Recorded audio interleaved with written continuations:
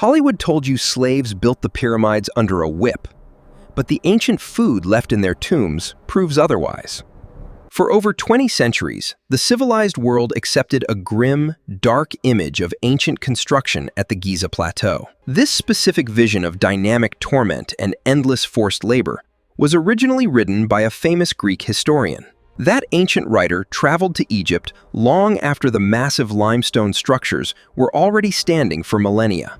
He claimed that 100,000 enslaved men were forced to haul heavy blocks under a scorching desert sun. Modern cinematic epics reinforced this specific concept, showing thousands of starving workers dying under the whip. Yet, a massive archaeological discovery located right next to the three great monuments completely destroys this myth. Excavators discovered a sprawling complex of deeply meaningful tombs reserved specifically for the pyramid builders. These permanent resting places were built from durable mud brick right alongside the grand, monumental royal tombs. Slaves in the ancient Near East were never granted permanent, sacred burial spaces near the divine sovereign ruler. More importantly, the interiors of these specialized worker tombs contained physical, material evidence of survival. Archaeologists found large ceramic vessels that once held significant quantities of traditional bread and beer. These specific items were left intentionally to provide spiritual nourishment for the worker in the afterlife. An enslaved population would never receive precious, state-funded provisions for their eternal journey into the West. This specific culinary presence proves that the laborers were viewed as legitimate, respected members of society. The ancient vessels offer a direct window into the actual identity, status, and daily life of these creators. Instead of a disorganized mass of captives, the state managed a highly structured, respected national workforce. Food was not merely a survival tool, but a binding contract between the living pharaoh and his working subjects. Each loaf of bread and jar of beer found in the dust acts as a physical receipt of state-sponsored compensation.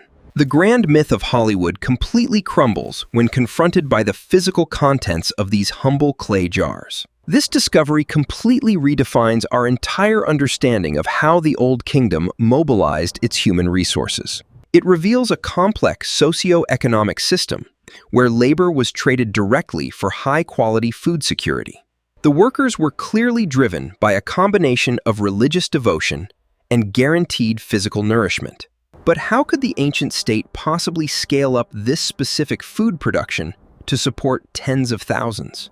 To find out, researchers had to look beyond the immediate tombs and uncover a massive, lost industrial center.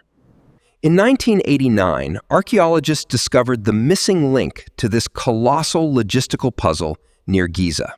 They unearthed a highly organized, planned worker settlement complex named Hayt el Ghurab by modern excavators. This vast urban center is now widely known to researchers as the legendary Lost City of the Pyramids. It was not a random encampment of tents, but a highly structured metropolis built by royal architects. The entire city was designed with a single, overriding purpose: to feed and house a massive labor force. Within this complex, scientists identified a massive network of industrial-scale bakeries and breweries.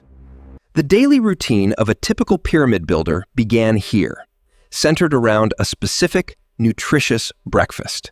Their basic, everyday diet consisted of heavy emmer wheat bread, fresh onions, raw garlic, and salted fish.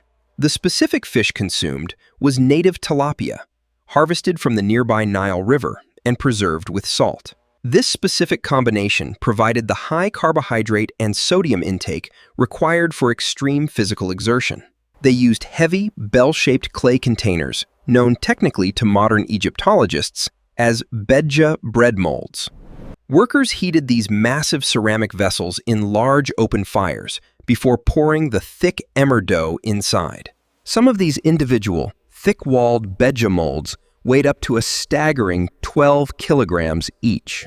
The sheer weight of the ceramic ensured that heat was retained evenly throughout the industrial baking process. This massive operation allowed the state to distribute thousands of uniform, dense loaves every single morning. Alongside the bakeries, the industrial breweries worked constantly to produce millions of liters of liquid bread. Ancient Egyptian beer was not a casual luxury item, but a thick, nutrient-rich, vital source of daily hydration. It was safely boiled, rich in essential B vitamins, and far safer to consume than raw, stagnant river water. The lost city of the pyramids effectively functioned as a massive, state-run food processing machine. It contained large communal dormitories, massive grain storage facilities, and dedicated institutional kitchens.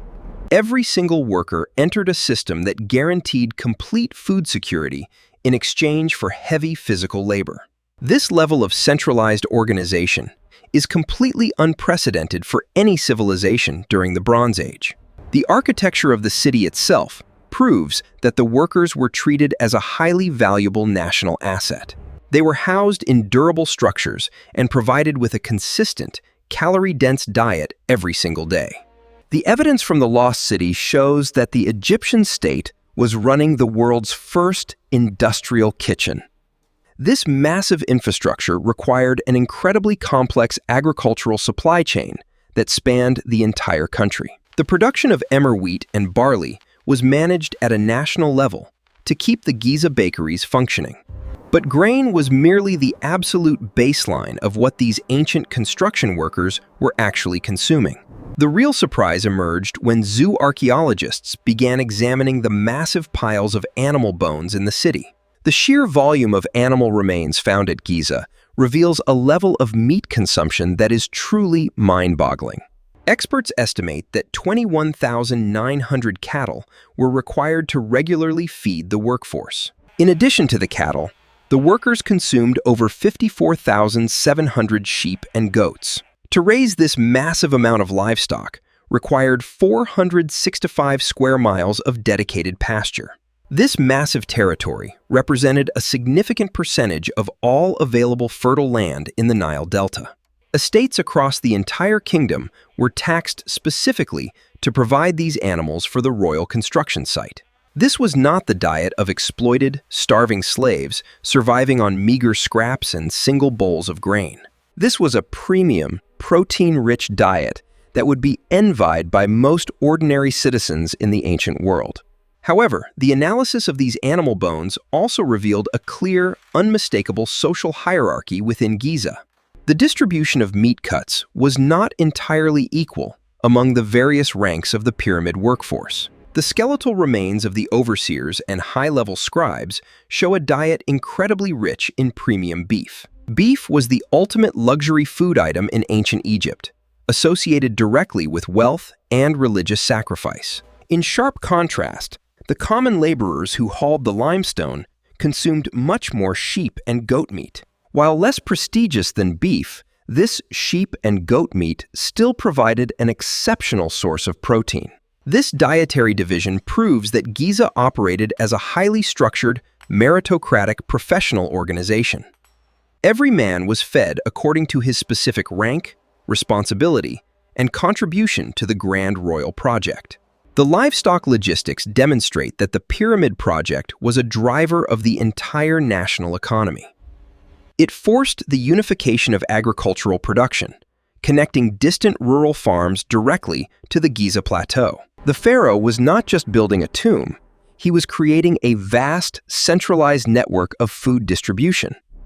If this completely rewires how you think about ancient history and healthy food, hit the like button right now. The massive investment in high-quality meat shows that the state desperately needed these men to stay strong. Hauling multi-ton blocks required immense physical power that could only be sustained through massive protein. The state provided the fuel, and the workers provided the unprecedented physical energy to reshape the landscape. The sheer scale of this meat delivery system remains one of the greatest logistical achievements of antiquity. It represents a level of planning that matches the architectural precision of the stone monuments themselves. The food was a clear manifestation of royal power, proving the king could feed an army of elite citizens. Every meal consumed at Giza was a direct statement of national unity, shared purpose, and economic abundance. Yet, Providing massive quantities of food was only one half of the state's comprehensive worker welfare program. Would you give up eating modern processed food if you were guaranteed this level of ancient elite nutrition? Would you give up eating modern processed food if you were guaranteed this level of ancient elite nutrition? The skeletal remains of the Giza laborers provide undeniable evidence of an advanced, comprehensive healthcare system. The true extent of the state's care became clear when scientists examined the physical bones of the workers. This precise structural healing indicates that ancient medical practitioners successfully utilized specialized splints. The level of orthopedic care available to these construction workers was truly revolutionary for the ancient world. In two specific, shocking cases, researchers identified evidence of highly complex surgical amputations. One individual underwent a successful amputation of the left leg, while another had a right arm removed. The smoothed, completely healed bone ends prove that both patients survived these intense surgeries for years. An empire built on expendable slave labor would never waste advanced medical resources on injured, broken workers. The state kept these men alive because their specialized skill and labor were highly valued by the elite. This advanced medical support network operated right alongside the industrial kitchens of the pyramid complex. The organization of this workforce was meticulously documented using a sophisticated administrative system. Inside the grand monument of a famous king, researchers found fascinating clues written in bright red pigment. These red ochre inscriptions, located directly above the king's chamber, detail the official names of work crews. The inscriptions reveal that workers were organized into proud, competing units with names like Friends of Khufu. These specialized crews operated on a highly organized, strict rotation schedule to prevent complete exhaustion. The red markings function effectively as a 4,500-year-old industrial attendance sheet. This internal evidence matches the historic discoveries found recently near the Red Sea coast of Egypt. The ancient administrative records known as the Wadi el-Jarf papyri provide a daily log of royal labor. These precious papyri act as the oldest written timesheets in human history, tracking daily stone deliveries. The documents detail exactly how many blocks were moved, where they came from, and how the men were compensated. The workers were clearly integrated into a massive, legally binding bureaucratic apparatus of the state. They were not faceless captives hiding from the lash, but recognized citizens logged into official government roles. Their presence at Giza was a formal, documented contribution to the cosmic order of the entire kingdom. The timesheets and the healed bones tell the exact same story as the industrial bakeries of the lost city. They show a society that valued its labor force, investing heavily in both their nutrition and medical survival. The ancient builders were protected by the state, fed by the state, and healed by the state when injured. This level of comprehensive institutional care completely shatters any lingering concept of a slave workforce. The pyramid builders were the elite working class of their time, held in high regard by the royal court. Their compensation was guaranteed by law, paid out directly from the overflowing storehouses of the ruling king. To understand the full scale of this payment, we must look at the specific historic rates recorded later. These exact compensation standards are beautifully preserved at the famous artisan village of Deir el-Medina. Narrator on screen. The surviving records show that a standard craftsman received 300 liters of wheat every single month. They also received 110 liters of pure barley, intended specifically for the brewing of fresh beer. The higher-ranking overseers and state scribes received significantly larger quantities of these vital grains. This grain was not just food. It was a powerful currency that could be traded for other essential goods. The ultimate confirmation of this economic and spiritual status is carved directly into the ancient stone walls. The vivid daily food distribution scenes found in the tomb of Mereruka show this specific system in action. The beautiful reliefs depict workers happily receiving large jars of beer, fish, and massive stacks of bread. This artistic representation was not mere propaganda, but a permanent record of a holy, state-backed contract. The central question of why these builders were buried with bread and beer can finally be answered completely. They were buried with these specific provisions because the state viewed them as free, respected citizens of Egypt. Their vital, back-breaking labor on the monuments earned them a guaranteed, funded place in the eternal afterlife. In the ancient Egyptian worldview, entry into the afterlife was the ultimate privilege, usually reserved for elites. By providing food in their tombs, the pharaoh extended this divine, eternal privilege to his loyal workers. The presence of emmer bread and barley beer in the graves proves their labor was a sacred, well-fed civic duty. It was absolutely not the forced, miserable torment of an enslaved population as Hollywood claimed for a century. The food acts as a permanent, physical refutation of the historical errors written by the ancient Greeks. It proves that the greatest monuments of antiquity were built on a foundation of national unity and abundance. The Egyptian state mobilized its people not through fear and violence, but through unparalleled food security. The workers who shaped the limestone blocks were sustained by the rich agricultural output of the entire Nile. They went to their graves secure in the knowledge that their physical contribution would be celebrated forever. The jars of beer and loaves of bread remain in the desert dust as silent witnesses to their true status. They tell a story of human dignity, organizational genius, and profound respect between a king and his people. Hollywood chose to project modern concepts of cruelty onto a civilization that operated on cosmic reciprocity. But the physical science of archaeology has finally allowed the true voice of the builders to be heard. Their story is written not in the lash of a whip, but in the bones, the bakeries, and the graves.